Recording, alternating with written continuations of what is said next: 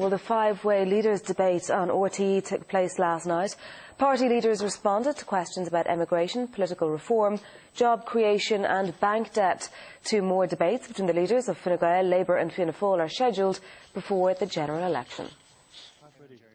The leaders arriving at RTE studios in Dublin for last night's debate. Each of the five stood behind a podium and questions were asked by the audience, which was made up of undecided voters. The leaders were perhaps most heated on financial matters. But I would say to Enda, there won't be any major change in banking policy, irrespective of who goes into government. Okay, Enda, it's not going to change. That's the bottom line here. We know that from the European Central Bank. We know it from Ollie Rehn, and we know it from... I've listened to Micheál for the last couple of weeks. It's where he wrote he was never in government. The reason the IMF and the EU deal is here is because of the failure and the incompetence of the government, which has forked out 100 billion. Can I first of all say that the Labour Party would not create five Anglos, and Enda couldn't distinguish the one Anglo that was in the system on the night of the 30th of September when the bailout of Anglo was proposed to the Dáil. Where is the money going to come from? Out of the National Pension Reserve Fund, take the 7 billion... There's not 7 billion sorry, there please let me finish, Micheál. You make the DUP sound like altar boys. Let's have a wee bit of sense here. And I'm not one of these people that exclude Sinn Féin, but the figures don't add up. As much as it sticks in my craw to assist the banks, there was no way out of it. We had to assist those banks to keep money flowing, to pay the nurses, the teachers. But the debate got heated too on a range of other subjects. The European Commission says that that will cost you an additional 5 billion, and you haven't told us where that 5 billion is going to come from. How much more taxes? How many more cuts? How many more people are you going to sack out of the public sector? A quick answer from you. This is a bizarre statement from the leader of the Labour Party.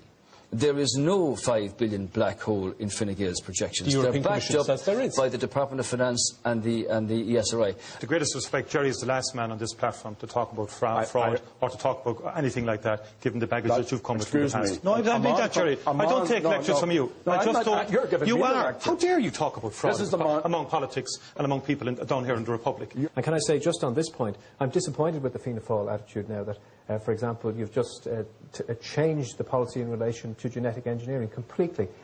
So the second leaders' debate is now over. The analysis of who's landed the most punches begins, and the next head-to-head is due on February 22nd. Marie Mulcahy, TV3 News. So after the debate, the party leaders spoke to the media about their reactions. It's a good opportunity for us to set out the record of some of the other parties on issues like the bank guarantee, and indeed to challenge where both Fianna Fáil and Fine Gael are going to find the additional 5 billion. The winners will be whoever the people decide to vote for on the 25th of February. That's where my focus is. 10 p.m. that night, the people will have used their influence. No, I mean, I think this isn't about low expectations. I mean, I think if that's what it's about, we're starting off from a fairly low base. So I was concentrating more on what I had to say rather than on the performance of others. The election campaign enters day 15 today. Fine Gael will launch its party manifesto later this morning. Fianna Fáil leader Micheál Martin will be canvassing in North County, Dublin and Louth. The Labour Party will launch its plan for the rural economy, focusing on food and tourism at a press conference in Dublin. Former Anglo-Irish Chief Executive David Drumm is to be sued by Anglo-Irish Bank in the US for breaches of duty arising from alleged misconduct and deception. The bank claims Drumm was aware of Sean Fitzpatrick's activities and that he drew up loan documents 3 months after the loans had been granted. Yesterday, the court in Boston heard Drumm's own financial affairs were in a chaotic state when he was running Anglo-Irish Bank. Gardaí investigating the murder of a man in County Cork last week have recovered a rifle which they believe was used in the killing. 42-year-old Packy Hogan was shot dead in the Glen Road between Grenna and Waterloo outside Blarney last Thursday. 3 men are still being questioned by Gardaí in connection with the murder. On the international market this morning, here at home, the ASIC index of Irish shares closed up. In London, the FTSE was down. On Wall Street, the Dow Jones gained, the Nasdaq fell, and this morning in Tokyo, the Nikkei is rising.